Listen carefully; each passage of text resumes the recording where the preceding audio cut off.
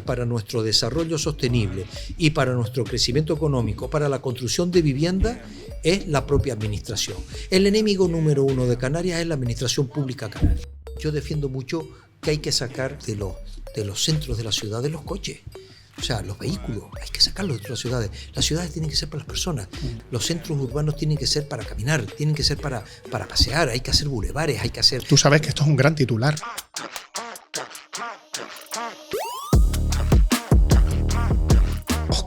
Óscar Izquierdo, la verdad que estoy encantado de tenerte aquí, me hace mucha ilusión compartir este ratito contigo. Para las personas que nos están escuchando por primera vez, esto es un club, el Club de la Lucha, de esa gente que se dedica en este país y en este caso en Canarias, pues a luchar por sus sueños, ¿no? Y a luchar, hablaremos de esto un ratito hoy, a luchar por seguir construyendo ilusiones, ¿no? Y en este caso, pues me hace mucha ilusión compartir este ratito contigo, primero porque te tengo mucha estima, la verdad que estoy teniendo mucha suerte, esta experiencia está siendo pues bestial, porque la gente que viene al Club de la Lucha son personas que han hecho muchas cosas, ¿no? Y que yo he tenido la oportunidad de disfrutar, y te contaba un poco, ¿no? Antes de empezar que quizás este club es una fórmula, Óscar, de llegar a toda esa gente que no conoce el sector empresarial, que nos tiene deshumanizados, ¿no? Y que no sabe que detrás pues de las empresas existen personas como tú, personas como todas esas invitados e invitadas que vienen al Club de la Lucha y que además pues tienen historias increíbles que contar, ¿no?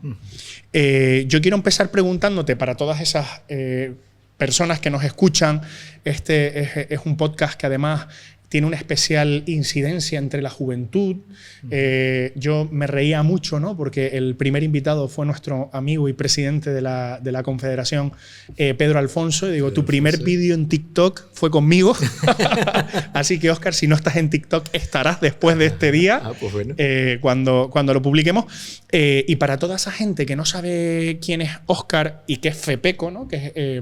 Pues yo quería pues empezar primero dándote la bienvenida, estando muy agradecido porque estés con nosotros aquí, y si pudieses contarle a toda esa gente quién eres y bueno, y qué es FEPECO y por qué estás aquí, ¿no? Muy bien, pues yo encantado de estar contigo, y además, fíjate, en la presentación que has hecho, has dicho dos palabras que hoy no son usuales en el ambiente, en el ambiente en general, ¿no? En la sociedad en que vivimos, que has hablado de lucha y has hablado de ilusión, ¿no? Y el Club de Lucha y la ilusión que tiene, y esas dos palabras son dos palabras que tendríamos que interiorizar todos actualmente, ¿no? Porque estamos viviendo en una sociedad, yo la denomino de la sociedad de la desgana, ¿no? De la comodidad, del que todo se nos da hecho, y de que parece que el esfuerzo es un tema que ha desaparecido. O sea, el esfuerzo, la responsabilidad, todo eso son palabras palabras como antiguas, ¿no? Como de nuestros padres, de nuestros abuelos, que ya no tiene que ver con nuestra vida, con nuestros ambientes. Por eso te agradezco mucho. Primero te agradezco la invitación, por supuesto. Te aprecio mucho porque eres una persona muy luchadora, hablando de lucha, una persona luchadora, una persona muy ilusionante, y sobre todo que transmite mucha positividad. Y en esta sociedad también negativa que tenemos que por tantas cosas también pues dramáticas que nos están sucediendo pues a nuestro alrededor, pues personas como tú que tienen ese impulso nos enseñan, y sobre todo nos están enseñando desde hace muchos años, muy joven, ¿no? Porque tú empezaste muy joven en esta tarea, muy joven, y desde el principio nos estás dando clases a los que ya tenemos un poquito de edad. No es que seamos muy mayores, pero que bueno, que tenemos un poquito... Estás estupendo, un poquito más de edad. Bueno, pues nada, yo soy Óscar Izquierdo. Yo soy el presidente de FEPECO. FEPECO es la patronal de la construcción en la provincia de Santa Cruz de Tenerife, de todo el sector de la construcción de la Santa Cruz de Tenerife. Somos una de las organizaciones que en España, de las primeras organizaciones empresariales que se crearon en todo el Estado español en el año 77. Wow. En el año 77, a mediados del año 77, salió la ley de libertad sindical. Tenemos que irnos muchas décadas para detrás. Estoy hablando del año 77 del siglo pasado, en plena transición política. En el 75 había muerto Franco y en abril del 77 pues sale la ley de libertad sindical, que en resumidas cuentas era un proceso más de aquella transición política de lo que ahora se llama el régimen del 78, porque fue cuando se aprobó la Constitución, donde se aprueba la ley de libertad sindical, que tenía como fin legalizar a los sindicatos, principalmente comisiones obreras y UGT, que eran los que en realidad existían, que estaban en la clandestinidad, pero que estaban en las empresas, y darle forma a el nacimiento de organizaciones empresariales. O sea, eran las dos partes de la baraja, ¿no? Y esa ley pues salió publicada pues a mediados, o se aprobó a mediados de abril del 77, y FEPECO ya estaba constituido a la primera o la segunda semana de mayo del 77. Qué increíble. O sea, increíble, los empresarios fueron muy rápidos. Además, en la documentación que tenemos en la Federación, se inscribió en el Ministerio de Relaciones Sindicales, se llamaba en ese momento, ¿no? Llevamos muchos años defendiendo a un sector muy complicado, muy difícil, muy vilipendiado, que tiene sus cosas buenas, muchísimas cosas buenas, y que también ha cometido errores muy importantes, porque somos humanos y dentro de nuestro carácter de ser humano va también el error, porque además con los errores es cuando más se aprende, ¿no? Y eso es lo que soy. O sea, soy licenciado en Ciencias Políticas y Sociología por la Universidad Complutense de Madrid. Bueno. Y también estudié Ciencias Religiosas. Me gusta mucho... lo más que me gusta, mi hobby preferido es la lectura y el estudio, y me dedico sobre todo a estudiar mucho pues de economía, de ciencia política y de etología. Son cosas muy variadas, pero que hay que conjugar de una manera que me llena el tiempo durante todo el día, que casi pues como nos está pasando a todos, no nos dan las 24 horas del día. La verdad que sí. Has sacado un montón de temas, Óscar. Yo he tenido mucha suerte, ¿no? Porque hemos tenido la oportunidad de compartir muchas cosas, ¿no? A lo largo de estos años, ¿no? Y has hablado de tantas cosas que quiero preguntarte, ¿no? La primera es, fíjate, yo siempre que enfoco el podcast siempre pienso que va a haber un chaval o una chavala en un barrio escuchándonos, ¿no? Y chavales que han nacido, pues no sé, en los 2000 algo, que le queda muy atrás la transición, la constitución, ¿no? Y que no saben, que no tienen ni idea de política. Y bueno, quizás este espacio que estamos creando y que estamos compartiendo tú y yo es una fórmula de llegar a ellos y de contarles cosas que considero que han sido súper interesantes, ¿no? Están saliendo un montón de gurús que te dicen que si te levantas a las 5 de la mañana y haces no sé qué cosa. Yo me levanto a las 5 de la mañana y hago cosas. De hecho, antes te contaba que me está empezando a quedar estrecha la americana, tengo que aflojar un poco, ¿no? Que se van a poder comprar pues tal coche o van a tener éxito. Y hablabas de un montón de cosas que quiero preguntarte. Como voy a empezar quizás por el tema ¿no? del emprendimiento en el mundo de la construcción.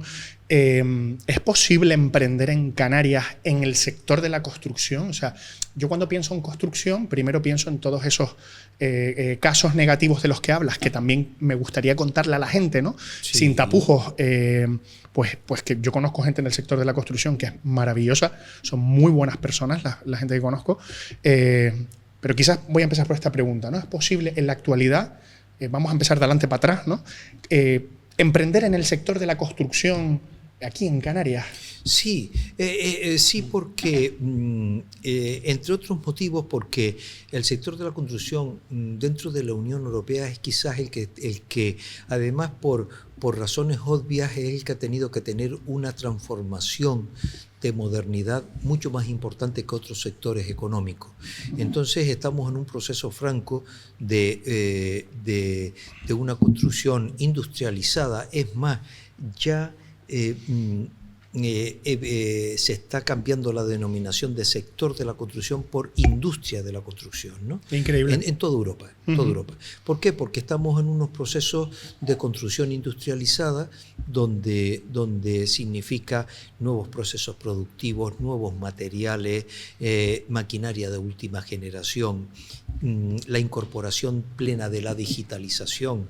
Uno dice, pero en el sector de la construcción, sí, en el sector de la construcción ya no podemos vivir sin la digitalización, ¿no?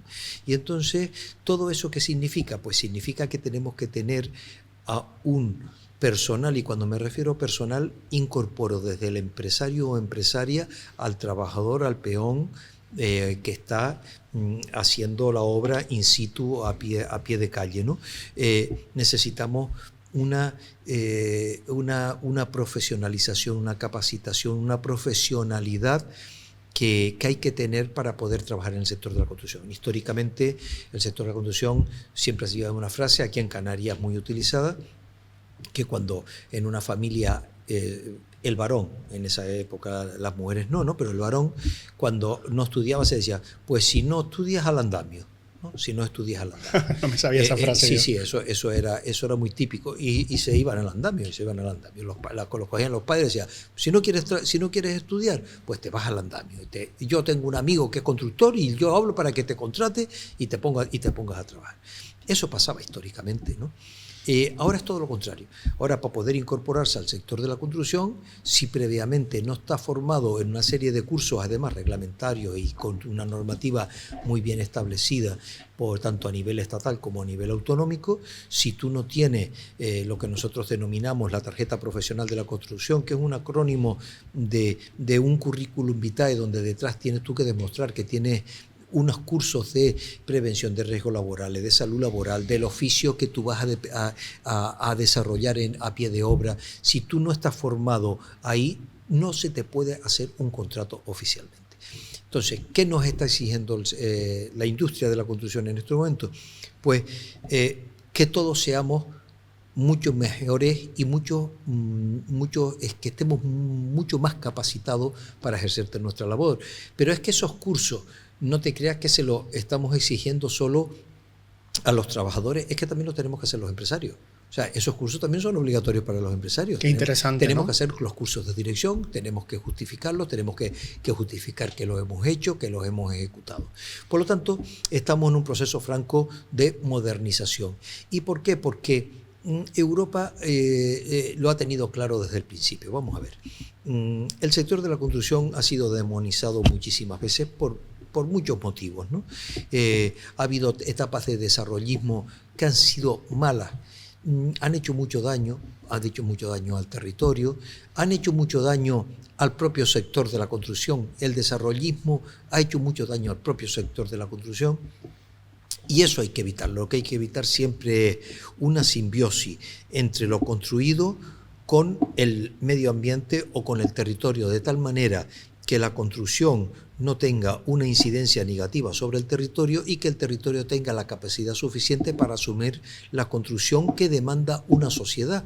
Porque claro, qué interesante. Claro, porque nosotros, si te das cuenta, cuando nosotros decimos que nosotros somos el sector básico y estructural de cualquier sistema productivo, no lo decimos por darnos importancia, sino porque es una realidad. Es más, cada vez que hay una crisis económica, en cualquier parte del mundo, cada vez que hay una crisis económica, ¿cómo se sale de la crisis económica? Es poner en marcha la implantación de infraestructura, la construcción de viviendas, o sea, poner en marcha la maquinaria del sector de la construcción para que los otros sectores económicos tengan la posibilidad de trabajar, a mí me gusta decir siempre, más alegremente, ¿no? O sea, con más dinamismo. Entonces, de hecho, Óscar, perdona, ¿sí? Es que nos sigue un montón de gente de muchísimas edades, ¿no? Sí, pero sí. hay gente que ha nacido en los 2000 que no recuerda algo que yo, que ya tengo algunas canas en la barba, claro. Sí recuerdo, que es, por ejemplo, la crisis de 2008, ¿no? Que sí, ya parece que no ocurrió, Terrible. Pero que se quedaron promociones a medias, hubo un problema enorme de impagos, la construcción fue lo que cayó, ¿no?, en aquel momento. ¿Y crees que se podía haber evitado esa crisis? Y después de que el sector de la construcción se paró, porque nos paramos en seco, ¿sí?, fue como si subsumiera a todos los demás sectores económicos y se produjo esa gran crisis. Fue como un agujero negro. Un ¿no? agujero negro que aspiraba absolutamente todo, ¿no? Uh-huh. Y que desde un primer momento, hablando de esa crisis de 2008, se intentó culpabilizar al sector de la construcción de la crisis diciendo que se le llamó la burbuja inmobiliaria. Correcto. Cuando lo que en realidad lo que se produjo fue una crisis bancaria, una crisis financiera. O sea, el que creó la crisis no fue el sector de la construcción. Precisamente el sector de la construcción fuimos los damnificados de esa crisis, fuimos los más perjudicados como consecuencia de esa crisis. Entonces, a partir del 2008, ¿qué es lo que pasa? Se está produciendo un relevo generacional muy importante, donde la segunda generación, incluso ya estamos en la tercera generación en muchas empresas aquí en Canarias, donde la segunda generación, que es gente joven, ya está llevando a las empresas, ya les han dicho a los padres, bueno, es el momento que tú descanses, porque han sido padres. Han sido padres que se han sacrificado de una manera muy importante, ¿no? Desde niños trabajando de una manera muy esforzada, en unas condiciones muy difíciles, pasando por momentos muy complicados. Y entonces ya los hijos de la segunda generación, que además cuentan con una formación académica muy, muy importante. Correcto. Una formación académica que no se queda solo en el ámbito universitario, sino que después se especializa mucho a través de distintos másteres, de cursos de especialización sobre distintos ámbitos relacionados con su esfera, su área de especialización, que está haciendo que ya la segunda generación esté tomando las riendas del sector. ¿Y eso qué nos está permitiendo? Pues hacer lo que la Unión Europea ha propuesto. Después de la COVID, la Unión Europea se encuentra con una situación pues difícil en toda Europa y dice, tenemos que salir adelante. ¿Cómo salimos? A través del sector de la construcción. Con un plan de reactivación económica donde la Unión Europea estaba trabajando ya en una agenda verde, es decir, en un crecimiento sostenible, una palabra ya gastada, ya desgraciadamente gastada, una palabra gastada, y entonces a mí me gusta más hablar de un crecimiento sustentable.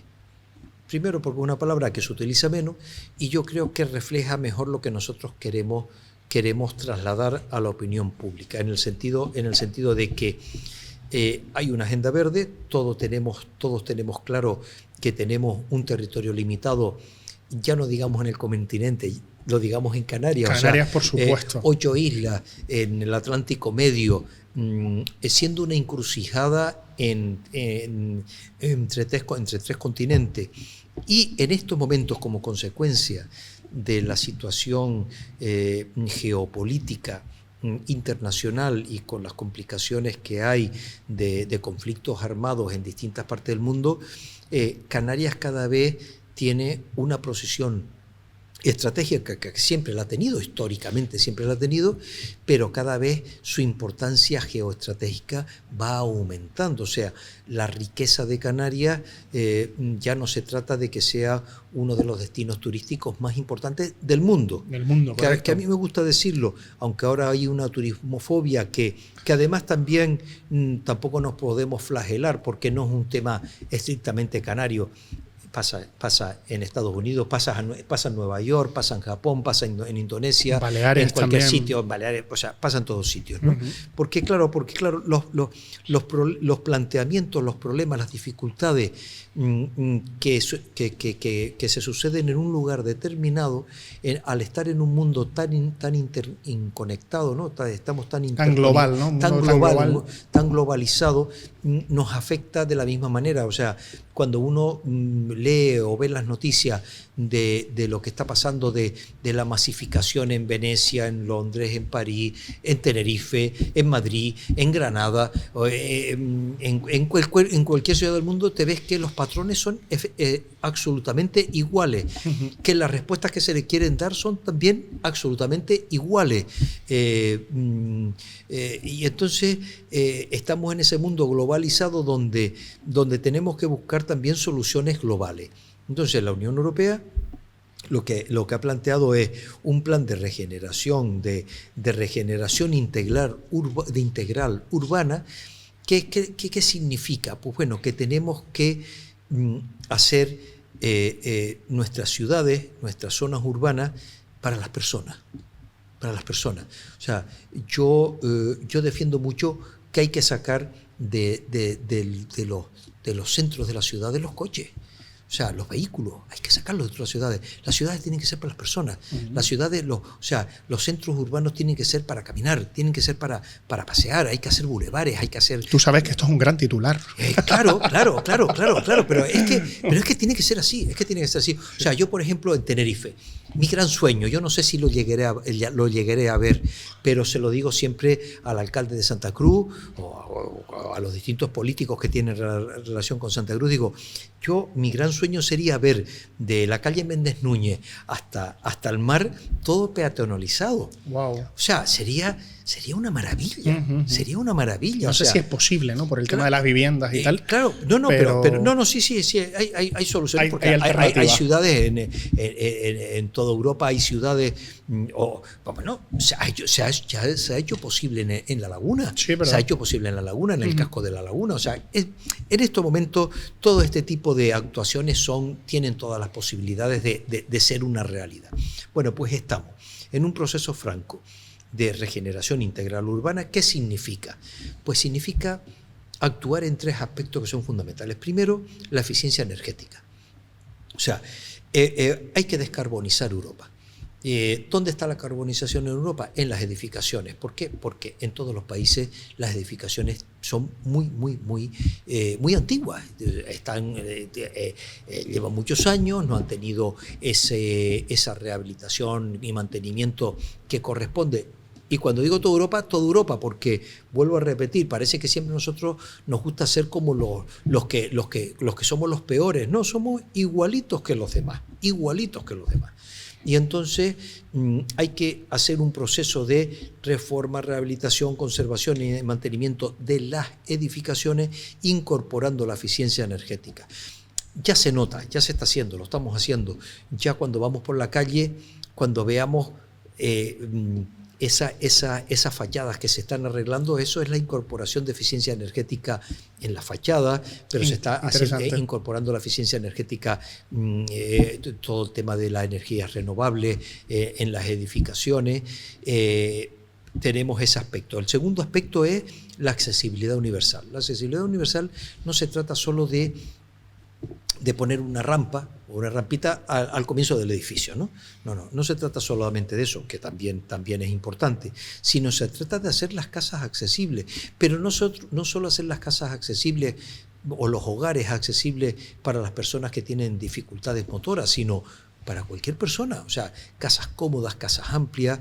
El confinamiento de la COVID ha cambiado toda la demanda y sociológicamente ha cambiado toda la demanda del tipo de vivienda que se quiere vivienda con más luz, vivienda con más cristalería, vivienda donde haya más espacio, donde aquellos balcones pequeñitos ya que desaparezcan y cuanto más grande pueda ser el balcón mejor, donde haya más luz, donde la vivienda sea más confortable. También es verdad que, hombre, dependiendo, hay mucha demanda de distinto tipo, pero también, por ejemplo, hay mucha demanda de vivienda más pequeña. ¿Por qué? Porque también los tipos de familia, en líneas generales, han cambiado. Hay núcleos monoparentales o personas que viven solos, entonces ya no necesitan vivienda pues de muchos metros,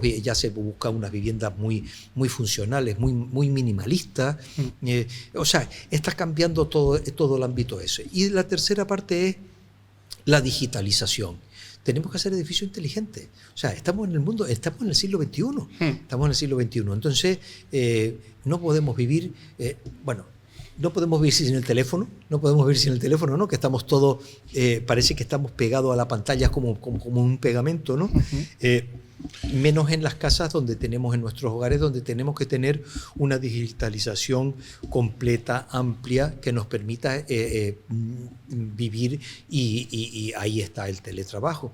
Yo, por ejemplo, que he sido una de las personas que insisto mucho en la incorporación al trabajo en aquellas ocupaciones donde se pueda. Yo quiero aclarar porque a lo mejor hay un aspecto que puede ser que no se me haya entendido por algunas personas. Yo no estoy en contra del teletrabajo, porque vamos a ver, el teletrabajo ha venido para quedarse. El problema del teletrabajo tiene todas sus ventajas. El problema del teletrabajo es que se estaba incorporando paulatinamente.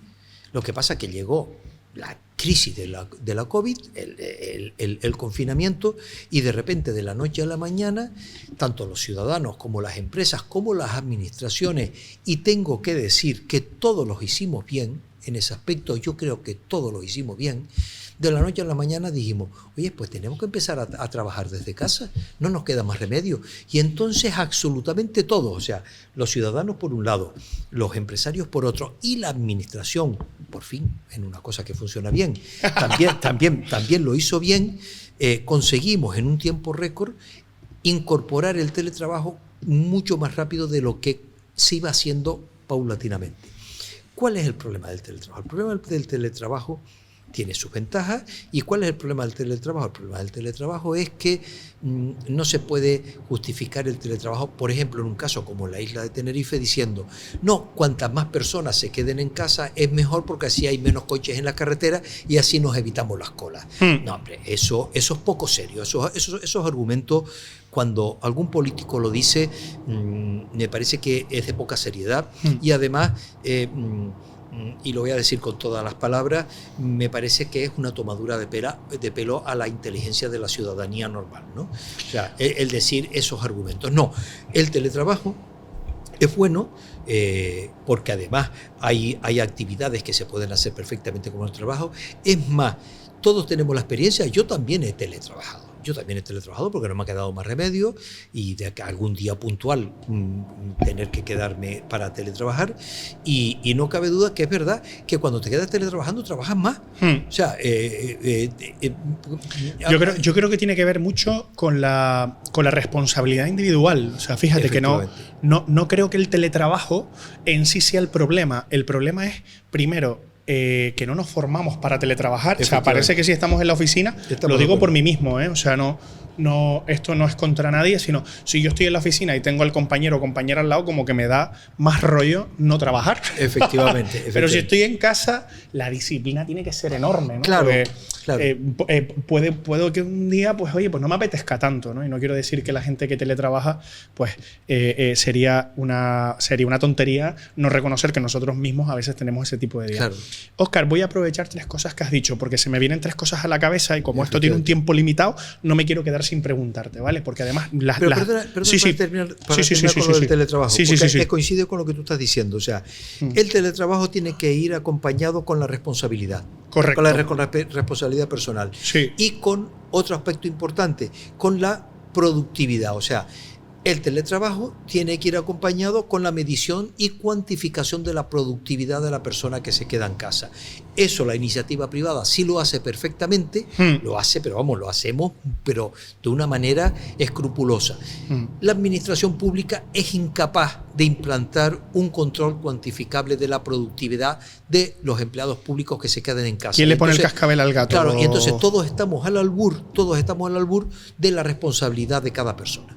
De lo que has contado, me sacas 4 cuestiones que te quiero preguntar. La primera, empezaste hablando de algo que me encanta. Yo creo que Canarias, históricamente, yo que vengo del mundo del comercio, de hacer sastrería, que creo que lo he comentado en alguna ocasión, y de trabajar en el mundo del comercio, el otro día desvelaban un podcast con Amida Chi, que yo había trabajado en alguna de sus tiendas, yo creo que necesitamos la dignificación de determinadas profesiones, ¿no? Sí. Y tú has dicho algo que me parece interesante, que es antes el niño que no estudiaba a la obra, ¿no? Por lo tanto hay como un desprestigio, ¿no? A la hora de trabajar en este sector. Entonces la pregunta que yo me hago es, en primer lugar, si ahora trabajar en la obra, ¿qué podríamos hacer, ¿no? Para que las personas optasen, ¿no? Lo que me estabas diciendo me parece súper interesante. Creo que hay un montón de gente que nos escucha que no son, que son personas de a pie, ¿no? Y que no saben qué hacer en la vida. Claro. ¿Es la obra ahora un espacio para trabajar con esta industrialización de la que nos habla? Claro. ¿Qué podemos hacer para que sea algo vocacional, para que haya gente? Porque al igual que en el mundo de la sastrería, Óscar, tenemos un problema enorme. El problema es el siguiente, o sea, el mundo de la sastrería es muy sacrificado, ¿no? Yo siempre digo que intento siempre ponerme recto, pero en alguna ocasión tengo esa posición como encorvada, que es la posición del sastre, ¿no? de la mesa y demás, y eso que yo no ejercí mucho tiempo. Hay profesiones como la construcción. ¿Qué podemos decir a la gente para que vea en la construcción una oportunidad laboral digna? Bueno, pues mira, lo primero es conocer el sector de la construcción hoy. O sea, no lo que hemos oído, lo que nos han dicho o la idea que hay preconcebida sobre el mismo.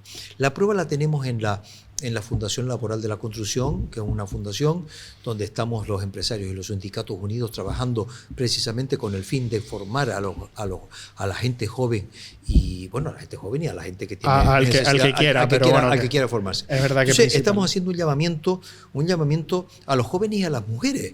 A los jóvenes y a las mujeres para incorporar. Aprovecha que estamos aquí con un montón de gente. Claro, ¿qué tiene que hacer las personas que nos estén escuchando? Acercarse a la Fundación Laboral de la Construcción. Y como estamos en el mundo digital, es fácil. Fundación Laboral de la Construcción, Santa Cruz de Tenerife. Bien. Ponerse en contacto, meterse en la página web. Ahí hay pero cientos y cientos de cursos que se pueden hacer. Qué maravilla. Y entonces, cuando a mí me toca hacer las visitas, ahora mismo acabo de venir de una reunión del Consejo Territorial de la Fundación Laboral de la Construcción. Cuando estamos en la Fundación Laboral de la Construcción y saludas a los alumnos, hablas con ellos y eso, te quedas asombrado porque se les ha abierto un mundo absolutamente nuevo que ellos desconocían, ¿no? Porque, qué interesante. Claro, cuando tú entras a una clase del sector de la construcción o de la industria de la construcción y te ves a 30 o 40 personas sentados en sus mesas y que encima de cada mesa un ordenador, tú dices, hombre, que esto está cambiando. Esto algo raro hay aquí, ¿no? O sea, que yo esté delante de un ordenador en un curso de construcción, pues algo ha tenido que cambiar. Bien, entonces, conocer el sector de la construcción. En segundo lugar, que tenemos un convenio general y los convenios provinciales que tiene las mejores condiciones sociales y económicas de todos los sectores económicos. El convenio, para quien nos esté escuchando, es por lo que se rige los salarios, los días libres, efectivamente. Y este tipo de cosas. Y este año hemos sido el primer sector en toda Europa, que hemos incorporado desde el 1 de enero de este año un plan de pensiones para todos los trabajadores del sector de la construcción. ¡Qué maravilla! O sea, que nosotros todos los meses, cuando se pagan los salarios a los trabajadores, junto a la nómina, mejor dicho, dentro de la nómina, va una parte proporcional para un plan de pensiones para todos los trabajadores del sector de la construcción. Somos los primeros que lo hemos implantado en España y de los primeros de Europa. Entonces, es un sector atractivo de por sí. Es un sector donde tú tienes unas posibilidades de crecimiento personal y profesional muy importante. Eso sí, si quieres trabajar. Claro. Si quieres trabajar, si eres responsable, si tú quieres progresar, donde puedes ir subiendo y escalando, como ha pasado además con unas experiencias preciosas, bonitas, de esfuerzos personales muy importantes, de empezar de peón y terminar siendo del dueño de una gran empresa de construcción. ¡Qué maravilla! A lo largo de muchos años de esfuerzo, de ir pasando por los distintos ámbitos de la empresa, hasta tú llegar y crear tu propia empresa y salir adelante. O sea que estamos haciendo ese llamamiento a los jóvenes, ¿no? Pero nos encontramos, bueno, nosotros que nos encontramos mucho en reuniones de la COE aquí en Tenerife, nos encontramos que el problema de la incorporación de los jóvenes no es un problema solo del sector de la construcción, es un problema generalizado y es un problema que yo creo que no se trata de un tema económico, porque yo creo que las empresas, cualquier tipo de empresa, cuando tiene una persona que sabe que es buena, que es trabajadora, paga lo que sea para tenerla y para que no se le vaya. Eso cualquier empresario eso siempre lo tiene en mente. Yo creo que es más un problema sociológico, ¿no? De una sociedad donde los jóvenes de hoy no son culpables, sino son los que han recibido unos inputs de que todo es fácil, desde que cuando entras al colegio, pues que puedes pasar con asignaturas suspendidas que no pasa absolutamente nada, de que cualquier tipo de esfuerzo está penalizado, cuando una superprotección también por parte de padres, que no dejan tampoco que los hijos tengan esa independencia, esa forma de también ellos desarrollarse autónomamente, ¿no? Todo eso va creando una serie de jóvenes, de juventud, donde el desaliento, la apatía, la bulia, o sea, una palabra, me gusta mucho utilizar esa palabra porque es una palabra que se utilizaba mucho en la Edad Media, pero que desgraciadamente está... ¿Cómo se dice, Óscar? Abulia, o sea... Lo buscaremos, lo pondremos exacto. Entonces, claro, y que está muy presente en el siglo XXI, ¿no? Entonces, los jóvenes... muchos jóvenes, porque las generalizaciones siempre tienen grandes... Sí, hay gente joven que es increíble, la verdad. Grandes dosis de error, ¿no? Pero la mayoría de la gente joven es como... no tienen sentido en la vida, ¿no? Entonces, yo lo primero que haría yo les recomendaría a todos los jóvenes la lectura de El sentido de la vida, el libro de Víctor Frank, ¿no? Del psiquiatra, ¿no? Que estuvo en el campo de concentración y a él, ese libro, El sentido de la vida, explica lo que le hizo a él. Él tuvo un sentido, no voy a decir cuál es para que animar a los jóvenes para que lo lean, pero explica que en la vida tenemos que darle un sentido a nuestra vida, o sea, sin duda. Le tenemos que dar un sentido, buscar el por qué vivimos, para qué vivimos, por qué hacemos esto. Tener un propósito, ¿no? Tener un propósito, tener unos proyectos personales, profesionales, familiares, de cualquier tipo, ¿no? Y entonces... eso es lo que está faltando en este momento. Y nosotros lo que ya tenemos un poco de edad, o los que tenemos responsabilidades empresariales, sociales, políticas, de cualquier tipo, de la sociedad civil, creo que tenemos que implicarnos en esa labor de concienciación hacia los jóvenes, de decir, oye, es que las cosas cuestan. Es que levantarse por la mañana cuesta, a todos nos cuesta. Es verdad, tú dices, yo también me pasa lo mismo, ¿no? Yo me levanto todos los días a las 5 de la mañana y me acuesto indefectiblemente a las 11 de la noche. Una de las cosas importantes que a mí me enseñaron en su día, y lo llevo haciendo desde hace muchísimos años, es que una de las claves de la productividad es el orden. O sea, si tú tienes orden en tu vida, tu productividad en todos los ámbitos, tanto profesionales como personales, incluso con las relaciones personales, las que tengas, se multiplican, ¿no? Y entonces el orden es importante. Y el orden empieza por la hora de levantarte por la mañana y la hora de acostarte por la noche. ¿Te pareces a los gurús que dicen que levantarte a las 5? Claro. Entonces, ahora solo nos falta hacer los burpees. ¿Tú sabes cómo se llaman esas 2 horas? Los minutos heroicos. Los minutos heroicos. Claro, los minutos heroicos. O sea, ya estaba inventado y alguien solamente lo ha comercializado. O sea, el minuto heroico de por la mañana, que era el decir, no, yo me levanto todos los días a esta hora, indefectiblemente, tenga ganas o no tenga ganas. Exacto. ¿No? O sea, yo me levanto todos los días a la misma hora, pero incluidos los sábados y los domingos. ¿En serio? Y claro, incluidos los sábados y los domingos. O sea, sigo con la rutina diariamente. O sea, tú el pecado capital de la pereza, nada. Nada, no, la verdad que ese no lo tengo. No. Tengo otro mucho Tenemos pecado. otro. Tengo además mucho. Yo creo que seguro. mucho, ¿no? Pero todos tenemos un poquito de todo. Ese precisamente creo que no lo tengo, ¿no? Entonces, mucha gente me pregunta, dice, pero ¿cómo es posible que estés haciendo tantas cosas? O algunas veces me dicen, pero ¿cómo es posible que a lo largo del día te he visto en tantos sitios a la vez, ¿no? Y le digo, pues mira... ¿O cuándo tienes tiempo para escribir todos los artículos que escribes? Bueno, ¿no? también te preguntarán. Sí, algunas veces también algunas veces también me preguntan eso. Entonces, pues yo siempre le digo, pues mira, eso tiene una palabra que lo define, que es orden. Y el orden empieza poniéndote el minuto heroico por la mañana. Sí. Yo lo tengo a las 5 de la mañana. Y poniéndome el minuto heroico por la noche. Porque claro, ¿cuál es el problema? El problema es que ahora... el problema que tenemos por la noche es que cuando te enganchas al teléfono, la a dopamina, la tablet, el cerebro activo, eso, sin darte cuenta se te dan la 1, las 2 de la madrugada y estás pegando un teléfono. Entonces, yo tengo como norma estricta, pero además estricta, 5 de la mañana, 11 de la noche.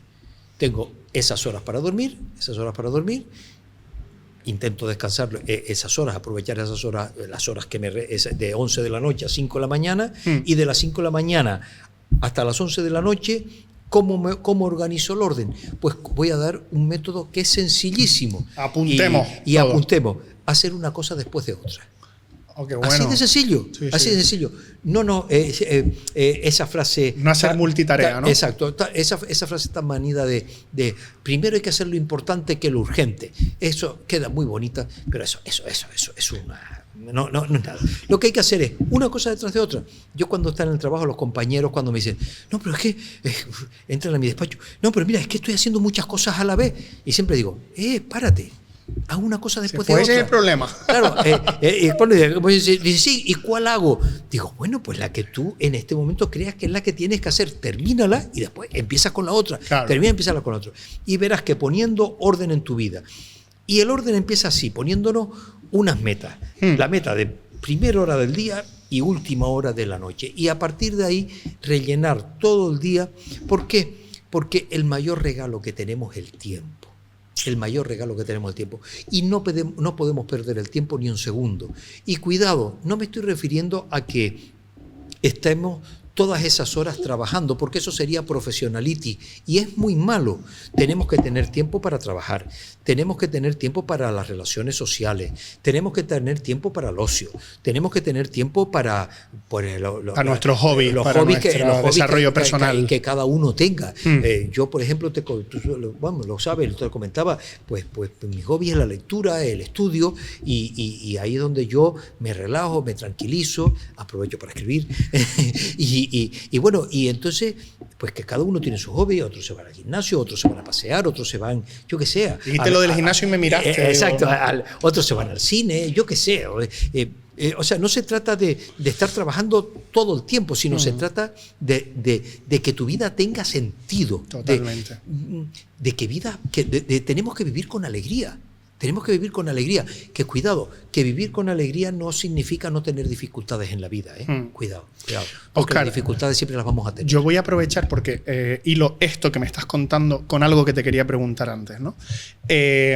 Claro, yo soy una persona que a lo largo de todos estos años que he dedicado y que la verdad que yo, no me considero ni influencer, ni este tipo de cosas. Esto para mí es muy importante aclararlo, ¿no? Sí. Simplemente pues me dedico al mundo de la empresa, tengo una filosofía de vida que va muy acorde con lo que cuentas, ¿no? Para mí la vida tiene que ser de colores, ¿no? Tiene que estar bien, tienes que ser alegre.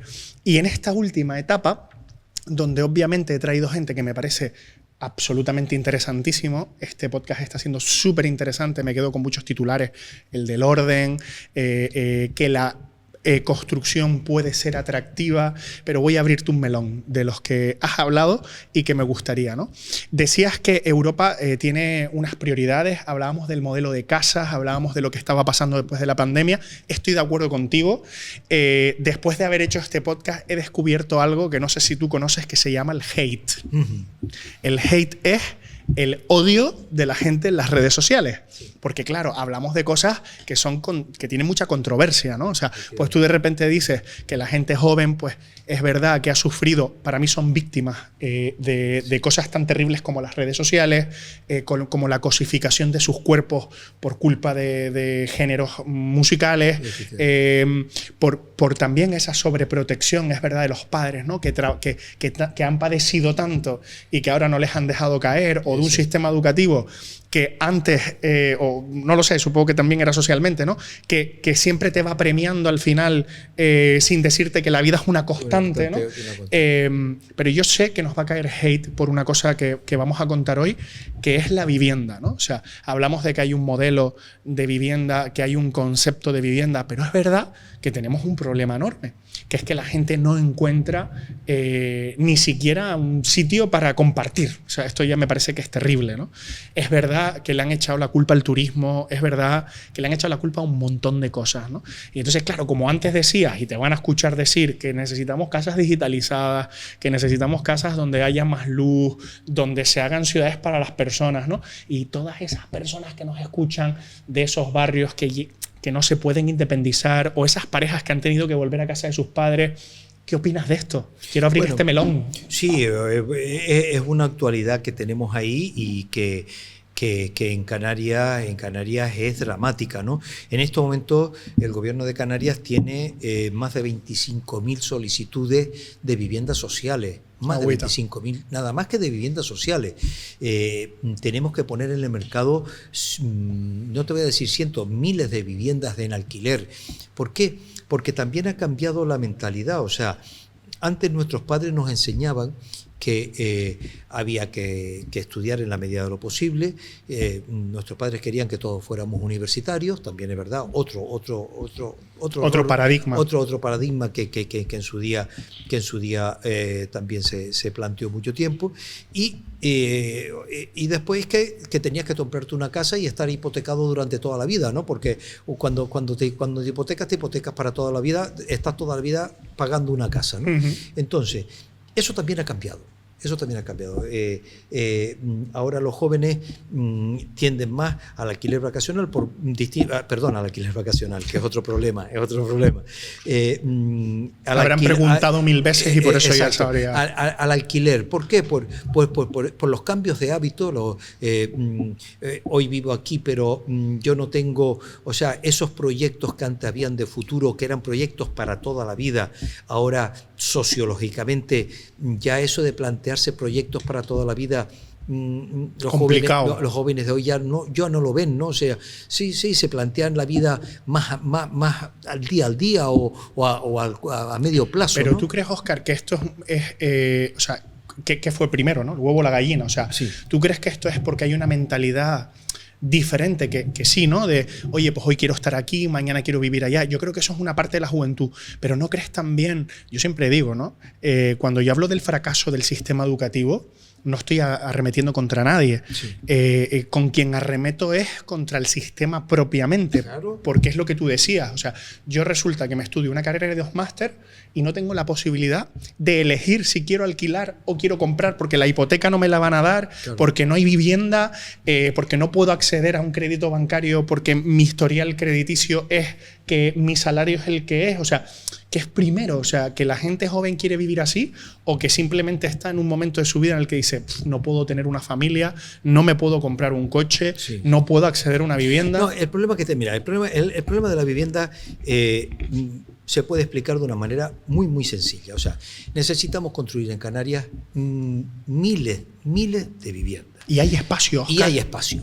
Y lo voy a explicar de una manera rápida. Mira, Canarias es la comunidad autónoma de todo el Estado español con más territorio protegido. En este momento, y te lo digo yo como presidente de los empresarios de la construcción y de los promotores, no hace falta en Canarias utilizar ni medio metro, ya no te digo un metro, ni medio más de territorio del que ya está calificado como urbano urbanizable para construir las viviendas que hacen falta en Canarias. Es más, aunque construyamos las cientos de miles de viviendas que hay que construir en Canarias, todavía sobraría territorio que ya está calificado como urbano para poder seguir trabajando durante muchísimos años. Vale. Si nosotros cogiéramos, ahora que está de moda, antes se decía satélite, pero ahora se dice un dron. Sí. Si nosotros cogemos un dron y a cualquier Santa Cruz o cualquier municipio de cualquier isla del archipiélago, y cogiéramos un dron desde arriba y nada más que centrándonos, fíjate, no te digo ya en las periferias, sino en los cascos urbanos de todos los municipios, son verdaderos quesos gruyère. O sea, con unos espacios que están calificados como urbanos y que no están construidos. O sea, tenemos una cantidad de suelo urbano sin utilizar dentro de los propios cascos urbanos. Sí, o sea, dentro de las capitales o de los centros, ¿no? de los centros de los municipios. Ya no te digo ya en las periferias del municipio, que ahí es más lógico, pero dentro que espacio para construir las viviendas hay.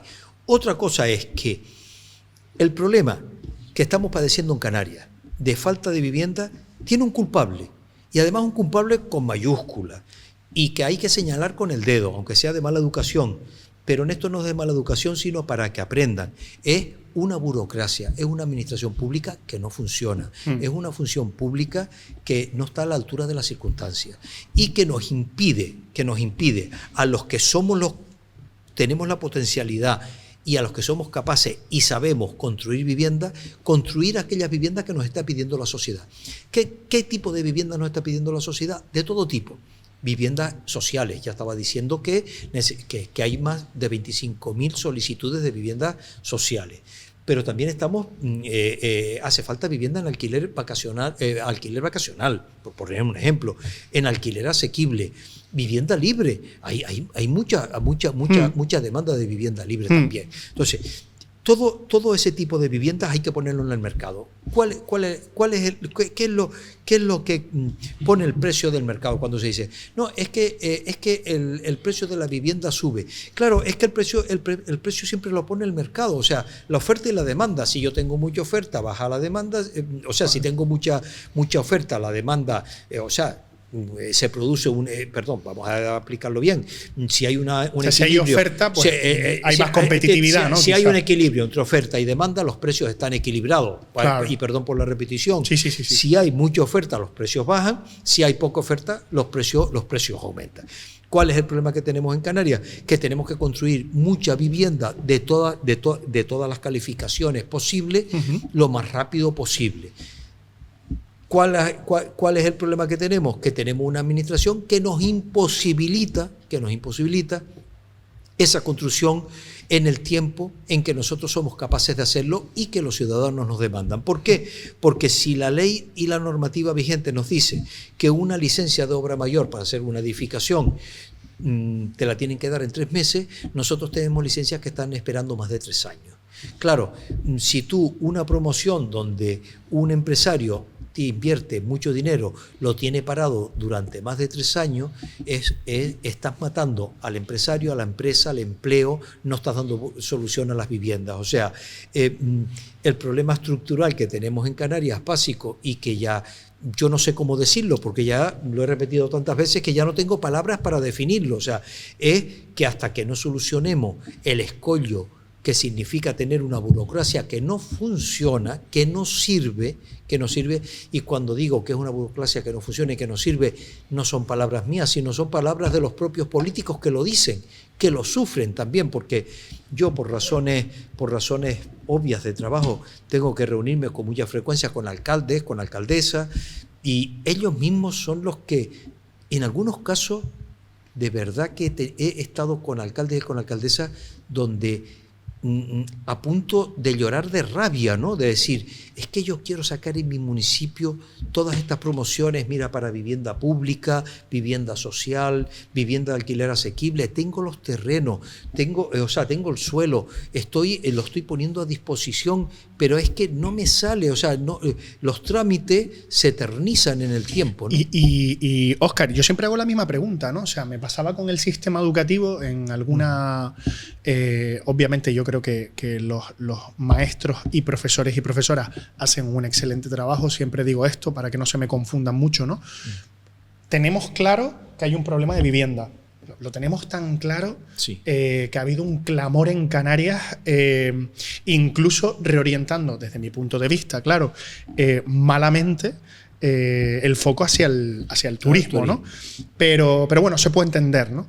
Yo lo que pienso es, si todos tenemos claros que hay falta de vivienda, todos tenemos claros que la juventud no tiene un acceso a una vivienda digna, juventud y no juventud, que hay gente... Sí, de todo. Pero bueno, en este caso siempre te habla el presidente de AGE, me viene a la cabeza. ¿Qué falta? O sea, hay voluntad política, porque yo no lo desconozco, porque no es mi área de actuación, ¿no? ¿Qué está fallando? O sea, ¿qué tenemos que hacer? Pues está fallando eso, está fallando una administración pública que, fíjate qué cosa más paradójica, o sea, que con medios del siglo XXI, todo digitalizado, que se sobreentiende que todo podría salir más rápido, sí. Está todavía utilizando tiempos de resolución del siglo XIX. Y cuidado que esto no es una broma ni una frase para quedar bien, sino una realidad tangible. O sea, tenemos medio, o sea, cuando tú te sientas en un ayuntamiento para ver qué zonas, dónde se podrían construir viviendas sociales, tú te sientas y una pantalla, un ordenador y lo vas mirando, o sea, no te sientas con papeles.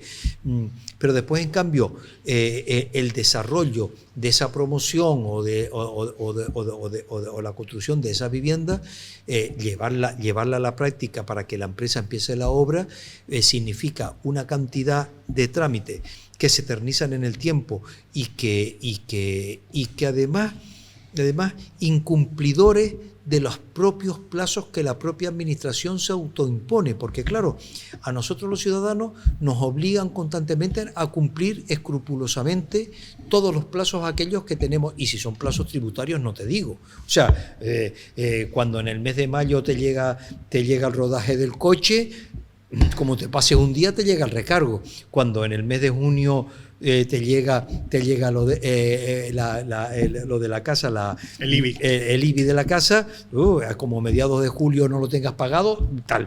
O sea, para eso sí son puntuales. Para eso la administración sí funciona bien. O sea, para recaudar sí, pero para dar no. O sea, la burocracia y la administración es un servicio público.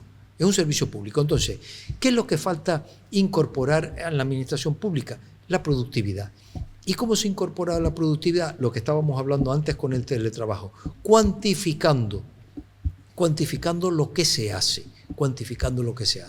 Hay métodos, estamos, además, en este mundo digitalizado donde estamos, estas herramientas nos permiten tener un control absoluto de lo que se hace, cuánto se hace. Por ejemplo, ¿cómo es posible que haya municipios donde, por ejemplo, en las oficinas técnicas municipales, un funcionario, un empleado público, un técnico, sea capaz de sacar un número de licencia, vamos a decir, abundantes o normales, y otro a lo mejor al año saque 1 o 2 licencias en todo el año? Y tú dices, bueno, y después cobran lo mismo. Y tú dices, bueno, ¿y por qué al que hace 1 o 2 no se le dice, oye, vamos a sentarnos, ¿qué es lo que está pasando aquí? Te lo decía antes, ¿no? Que claro. ¿Quién le pone el cascabel al gato? Claro, ¿quién le pone el cascabel al gato? Pero eso es una lucha, nosotros nosotros de FEPECO lo estamos padeciendo, claro, porque es un tema para nosotros crucial, porque está poniendo en supervivencia la propia empresa, ¿no? La propia empresa. Y cuidado que la empresa, sobre todo las empresas locales, la empresa local va muy aparejada, la empresa familiar. O sea, la empresa local no es solo un ámbito económico, no solo un ámbito económico, sino que afecta a toda la familia, Entonces, la propia administración está impidiendo, o sea, por darte un titular, si quieres un titular, el mayor enemigo que tenemos en Canarias para nuestro desarrollo sostenible y para nuestro crecimiento económico, para la construcción de vivienda, es la propia administración. El enemigo número 1 de Canarias es la administración pública canaria. Esto es un titularazo. Absoluto. Y luego ya veremos lo que dicen en TikTok Después ya... La gente que nos escucha. Ahora, lo que yo estoy diciendo lo puedo demostrar. Sí, o sea, lo que yo estoy diciendo lo puedo demostrar. Sí, porque tenemos esas licencias trabadas en muchos ayuntamientos de las islas. Nosotros tenemos una especie de semáforo, FEPECO, donde tenemos ayuntamientos. ¿Por qué? Porque además, fíjate un detalle... Una especie de TripAdvisor. Claro, o sea... Puntuable, ¿no? Claro, o sea, bien, Claro, además fíjate un detalle significativo. Ahí es donde nosotros nos damos cuenta la importancia en este mundo donde parece que las máquinas, por decirlo así en plan general, las máquinas son, o los robots, ya lo de las máquinas ya quedó anticuado. Los robots son los que controlan la situación. Nos damos cuenta de que somos las personas. Vamos a ver. Si tenemos la misma legislación en todo el archipiélago canario, la misma normativa en todo el archipiélago canario, ¿por qué hay ayuntamientos que son capaces de gestionar las licencias de obra, de obra mayor, para construir todas esas viviendas que se necesitan en Canarias en tiempo y forma, y hay ayuntamientos que son incapaces, una pura nulidad en sacar esa vivienda? Con la misma normativa, con los mismos medios. O sea, ¿qué es lo que cambian? Las personas. Y entonces te das cuenta que donde aquellas oficinas técnicas municipales o aquellas gerencias de urbanismo que funcionan muy bien, te encuentras a verdaderos profesionales, funcionarios o empleados públicos muy comprometidos con su trabajo, que quieren a su trabajo y a que además están muy enfadados con compañeros suyos que son los que le dan mala fama a ellos también. Que es lo que hablábamos antes, ¿no? O sea, la autorresponsabilidad. Exacto. Que sirve para el teletrabajo y que sirve para el trabajo en el día a día. Sirve para todo. Por lo tanto, vamos a ver, no hay libertad sin responsabilidad y ni responsabilidad. La responsabilidad tiene que ir aparejada con la libertad, ¿no? Totalmente. Entonces, cuando nosotros de FEPECO exigimos que la administración funcione, estamos haciendo el llamamiento a los responsables públicos, a los gobernantes de la cosa pública, para que pongan los medios, para que arbitren aquellas medidas legislativas, normativas que sean necesarias implementar para que los procedimientos salgan en tiempo y forma. Eso por un lado, eso hay que hacerlo. Soy consciente, y además lo puedo decir también, que el Gobierno de Canarias sabe perfectamente que la problemática está ahí y que está intentando solucionar el problema. Además lo está intentando con una colaboración pública-privada importante, con los empresarios, o sea, con los empresarios y con los agentes sociales. O sea, estamos todos en la misma línea sabiendo que existe ese problema y que tenemos que solucionarlo porque es el problema básico y estructural. Entonces, pero junto con eso que es importante y es también básico y fundamental, tenemos esa responsabilidad personal. Siempre volvemos al mismo tema, si te das cuenta. En la vida la responsabilidad personal y la disciplina es tan importante. Claro, entonces... era lo que tú hablabas del orden, ¿no? Quizá. Claro, o sea, ¿qué es lo que necesita esta sociedad? A mí me gusta decir, un verdadero revolcón. Un verdadero revolcón donde pongamos otra vez la responsabilidad, el esfuerzo y el orden como nuestro sentido de la vida. Es decir, tengo estas responsabilidades, tengo que organizarme de tal manera para hacerlas y tengo que cumplir. Óscar, estamos terminando, pero hay 2 o 3 preguntas que siempre hago y que no quiero dejar de hacerlas. La primera, si mañana alguien que nos ve, yo siempre tengo una batalla, ¿no? Que es que, hablando de justicia social, sí, que para mí es muy importante, sabes que lucho mucho, en este caso me ha tocado por la juventud empresaria, sí. Pero también estoy en este momento, como bien sabes, con el sector empresarial, ¿no? Creo que conozco a tanta gente maravillosa, que por eso nace este podcast, ¿no? Para que la gente nos conozca un poco más y no se quede con ese titular negro de quien interesadamente habla mal del sector empresarial. Si mañana alguien quiere empezar a emprender, esos jóvenes de barrio, que creo que es justicia social, que aunque nazcas donde nazcas, sean quienes sean tus padres, tus madres, puedas emprender, ¿qué consejo le darías? Esta es una de las preguntas muy generales, ¿no? Pues mira, yo el consejo que le daría es, en primer lugar, que tenga esa conciencia de que va a entrar en un mundo nuevo, en un mundo donde lo primero que va a encontrar es esfuerzo, y que se dará cuenta que el esfuerzo lo dignifica como persona. Eso en primer lugar. Después también decirle que su aportación personal de emprender, de emprendeduría, va a tener una sumatoria para el conjunto de la sociedad. O sea, que lo que él haga va a servir para que la sociedad sea mejor.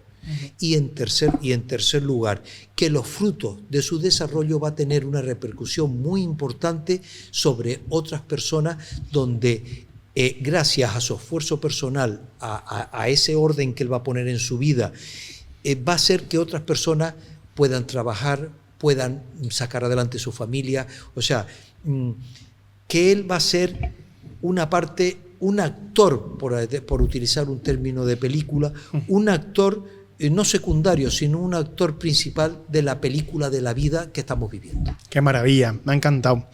Y luego tengo una pregunta que hago mucho, que además te cuento como anécdota, que ha generado mucha controversia, incluso en algunas, cuando quedo con algunos amigos, me dice, si yo fuese tu podcast sabría qué responder a esta pregunta. Ha sido muy divertido. Pero claro, en este momento en el que parece que la diana está puesta en el sector empresarial por algún extraño y perverso motivo, yo tengo una pregunta que además creo que conociéndote y conociendo tu base gentil y generosa, que creo que es importante, ¿no? O sea, la pregunta es, ¿para ser empresario hay que ser buena persona? Yo creo que hay que ser buena persona siempre. Y te voy a contar una anécdota. Hace 2 días, fui a una misa de duelo aquí en Santa Cruz.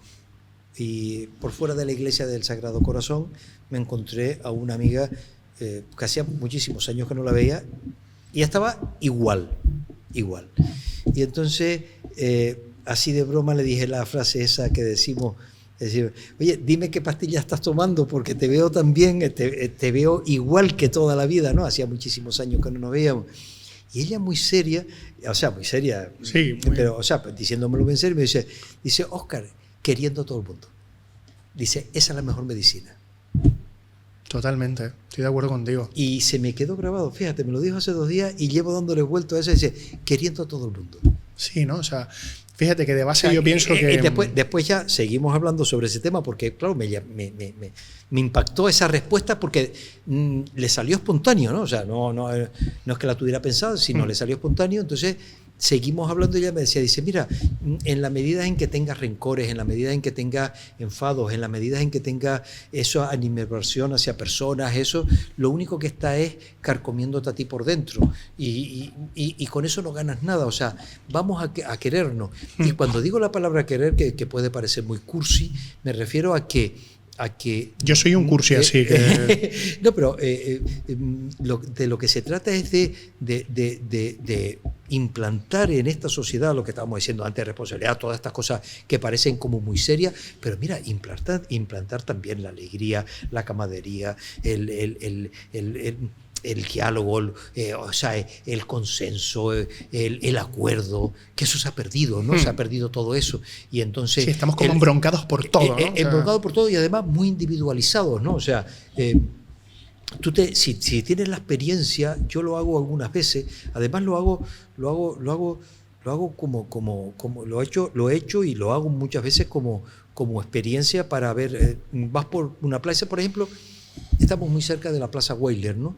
Siéntate en la Plaza Weiler, en uno de los bancos de la Plaza Weiler, si tienes un poquito de tiempo, y te sientas un momento y a lo mejor ves que llegan algunas personas y se sientan en los bancos de la Plaza Weiler, ¿no? Entonces se sientan 2 o 3 personas y lo primero que hacen es, se sientan, cada una coge su teléfono, se pone a mirar su teléfono y no tienen conversación entre ellos. No tienen conversaciones entre ellos. O sea, ¿qué nos falta? Diálogo. O sea, quizás nos falta más... filosofar más sobre la vida, ¿no? Claro, y hablar y conectar más. Mira, te voy a hacer ahora yo una pregunta. Venga, o sea, esto no me había pasado. A ti y a todos los que nos están escuchando, nos van a escuchar.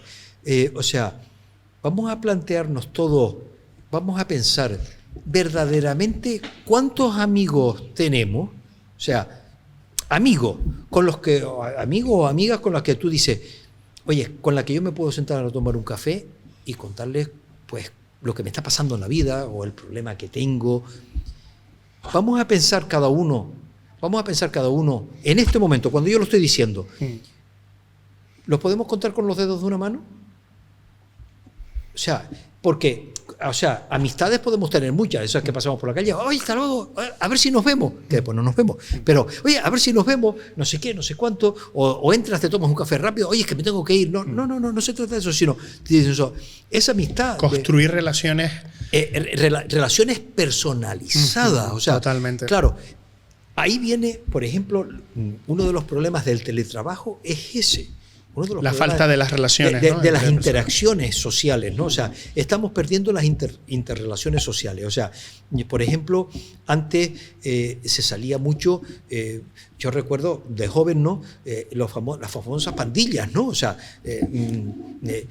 ahora cuando dice pandilla es en plan peyorativo, pero antes era lo que se utilizaba, era como muy normal usar esa pandilla y tal, ¿no? Bueno, pues lo que nos falta son esas relaciones interpersonales. O sea, vamos a pensar cuántos amigos o amigas verdaderos tenemos para tener esa conversación franca sobre un tema determinado, sobre un aspecto determinado de la vida, que yo diga, pues a lo mejor esto lo tengo que hablar con tal persona, lo voy a llamar, me voy a sentar, me voy a ir a comer con él, voy a hablar con él. O sea, yo, por ejemplo, tengo una frase que a lo mejor puede parecer absurda o tonta, pero lo suelo decir, digo, yo hay un tiempo del año en el que disfruto muchísimo, que es los días de vacaciones que me voy para aburrirme con mi mujer. Y lo digo así, o sea, digo, para aburrirme con mi mujer, o sea, me voy con mi mujer con la que llevo casado muchísimos años, y entonces nos conocemos, que imagínate. No más de 15, porque es la edad que aparenta.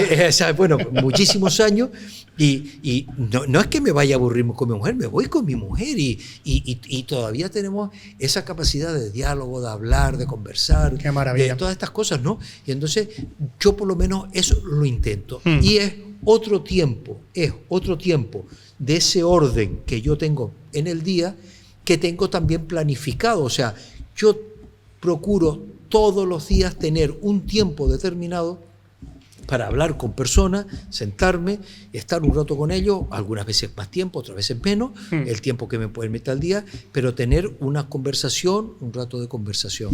Yo he llegado a una conclusión, Óscar, que comparto, y ya vamos acabando, pero que comparto contigo. Fíjate que yo voy con ventaja, ¿no? Porque yo soy una persona que filosofa mucho con mi entorno y yo solo, ¿no? O sea, yo dedico mucho tiempo a pensar en el propósito. Exacto. Pienso mucho, ¿no? Y de las últimas reflexiones que he sacado en este último pensar, yo necesito las dos manos. Por suerte tengo una gran red de personas importantes en mi vida a las que sé que tendría conversaciones de todo tipo y sobre todo que sé que estarían en los momentos complicados. Por lo tanto, imagínate lo llenito que me siento, ¿no? Claro, claro. Pero he llegado a la conclusión de que es más fácil ser mala persona que buena persona. Porque ser buena persona requiere de un esfuerzo de ponerte en el lugar del otro, de practicar la empatía, de ese diálogo que tú dices, ¿no? Entonces, claro, lo más fácil es ir por la vida sin darte cuenta, ¿no? Y luego decir, yo no fue queriendo, o yo esto no lo hice, ¿no? Entonces yo creo que eso también te convierte en mala persona, ¿no? Porque falta la responsabilidad de... Entonces, para tener esas relaciones de las que hablas, creo que hay que construir, creo que hay que ponerse en el lugar del otro, y eso es un esfuerzo, que es una palabra que has dicho mucho. Tienes que tener, o sea, para construir esas relaciones personalizadas, de amistad sincera, de donde tú puedas expresarte con la otra persona, fíjate la paradoja que te voy a decir. Tienes que perder el tiempo para ganarlo. Exactamente. O sea, tienes que perder el tiempo para ganarlo con esa persona. O sea, el tiempo que tú estás tomándote el café con esa persona... Invirtiendo. Ahí no estás perdiendo el tiempo, estás invirtiendo. Exacto. Estás invirtiendo un tiempo para un enriquecimiento mutuo. Porque es un enriquecimiento mutuo. Totalmente de acuerdo. Y sin caer en ninguna beatería... a mí siempre lo que se ha llamado la regla de oro, que es yo siempre lo digo, se puede decir en plan positivo y en plan negativo. No se puede decir en plan positivo, que es como a mí me gusta decirlo, es haz a los demás lo que te quieran que te hagan a ti, o lo puedes decir en plan negativo, no le hagas a los demás lo que no te quieran que te hagan a ti. Vamos a dejar de la parte no vamos a decirlo. Vamos a la positiva, claro que sí. Decimos eso. O sea, haz con los otros lo que a ti te gustaría que hicieran contigo. Y entonces esa es una medida muy importante para lo que tú decías, para saber si eres buena o mala persona. Porque te darás cuenta inmediatamente, porque, vamos, yo soy el primero, ¿no?, que cuando hacemos una cosa mala a una persona, enseguida, si tú aplicas en tu vida, si tú tienes en tu vida esa regla, ¿no? Esa regla de haz a los demás lo que a ti te gustaría que te hicieran a ti. Cuando tú haces mal a alguien, aunque sea inconscientemente, porque todos tenemos nuestro carácter, nuestros prontos. Somos humanos y estamos en el mundo. Y nos salen cosas que no nos deberían salir en algún momento determinado. Entonces, cuando te pasa eso, y si tú tienes interiorizada esa regla de oro, que se llama la regla de oro, siempre se ha llamado esa regla de oro, si tú la tienes interiorizada, ahí es cuando tú te das cuenta de decir, uy, tengo que corregir esto. Y entonces si tienes la oportunidad de a lo mejor de corregir esa situación con esa persona, mejor que mejor. Yo estoy de acuerdo. Si puedes a lo mejor de llamarlo o quedar con él o con ella y decirle, oye, tuve este comportamiento contigo o te dije esto, oye, y yo creo que fue inadecuado. Y me gustaría que lo supieras, que me he sentido mal y quiero decírtelo, pedirte perdón y procuraré que no vuelva a suceder. Y a lo mejor, ¿sabes lo que va a pasar? Que al día siguiente te va a pasar lo mismo con la misma persona, porque nos pasa todo. Pero no pasa nada, porque lo importante en esta vida es que de lo que aprendemos es cuando de los fracasos. Totalmente. De los fracasos. O sea, mira, yo nunca me gusta que cuando te vienen personas, cuando llegan personas a mi despacho, se sientan y lo primero me dice, no, porque mire, es que usted, es que tan bueno, es que usted no sé qué, ya lo primero que hago ya me pongo para eso. Digo, no, o sea, a mí lo que me gusta son las personas que llegan a mi despacho y me dicen, oye, Óscar, es que el escrito que de esta semana es que no me ha gustado en absoluto, porque has dicho esto. Oye, y yo tomo nota. Yo todavía utilizo mucho la libretita. Habemos muchos románticos todavía. Exacto. Y entonces, pues yo tomo nota y digo, oye, pues es verdad lo que me estás diciendo. O a lo mejor le digo, pues mira, pues no estoy de acuerdo contigo. Y después entablamos una conversación. Cabe ese diálogo del que tú estás Efectivamente. hablando. Entonces, de lo que se trata es de la sinceridad. Fíjate qué importante. O sea, también una sociedad sincera. O sea, vamos a ser sinceros. O sea, las redes sociales, las noticias, las fake, no, o sea, todo eso nos hace muy desconfiados. Nos hace muy desconfiados unos de otros, ¿no? Y perdemos la sinceridad, perdemos la confianza en el otro. Por eso es tan importante recuperar la amistad. Entonces, yo a los jóvenes, sobre todo, que están empezando a vivir la vida, ¿no? A comerse el mundo,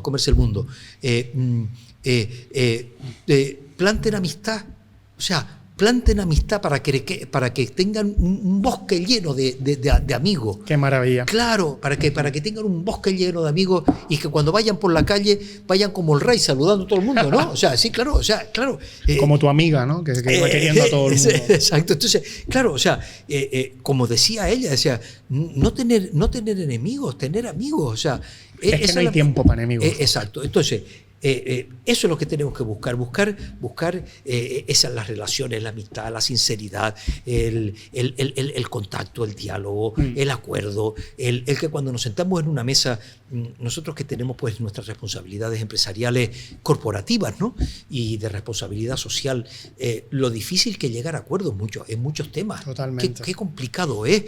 Y además, los que tenemos estas responsabilidades, tú y yo las tenemos, sabemos que psicológicamente desgasta mucho. Totalmente. Cansa muchísimo.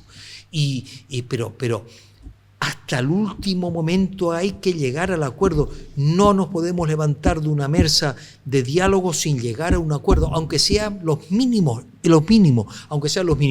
aunque tengamos que después reunirnos una hora después o al día siguiente o la próxima semana, pero nunca levantarnos de una mesa con discrepancia. Eso es otra de las cuestiones que yo intento continuamente. O sea, nunca levantarme de una mesa manteniendo la discrepancia con la que me senté, porque entonces hemos fracasado. Por lo menos llegar a un mínimo de acuerdo. A lo mejor, fíjate tú sabes cuál puede ser el acuerdo. Volver a encontrarnos para seguir hablando sobre la discrepancia que tenemos. Bueno, pues hemos conseguido no cortar esa relación, sino mantener eso. Entonces, yo creo que todo lo podríamos resumir en que tenemos que ver la vida de manera positiva. Tenemos que ver la vida de manera alegre. Tenemos que enfrentarnos a la vida de una manera con potencialidad, dándole sentido a nuestra existencia. Que cada uno le busque el sentido que quiera, que tenga, que le guste, que ame la vida. Pero si vivir es una maravilla. Y sobre todo, que aproveche mucho el tiempo. Que cuidado, vuelvo a repetir, que no se trata de profesionalitis, que eso es una enfermedad. Cuidado, que es una enfermedad, que además ya se está tratando desde un punto de vista psicológico y psiquiátrico, ¿no? O sea, de gente que le tienen que dar pastillas para que se pare, ¿no? O sea, párate. No, claro, te tienes que parar. Entonces, y sobre todo, restablecer las relaciones interhumanas. O sea, por ejemplo, y yo, si quieres, con esto termino en el sentido de que estamos pasando una situación difícil con todo el problema, que es un problema global, tampoco un problema canario, con todo el tema migratorio. A mí me da mucha rabia personal, cuando desde el mundo político primero se está utilizando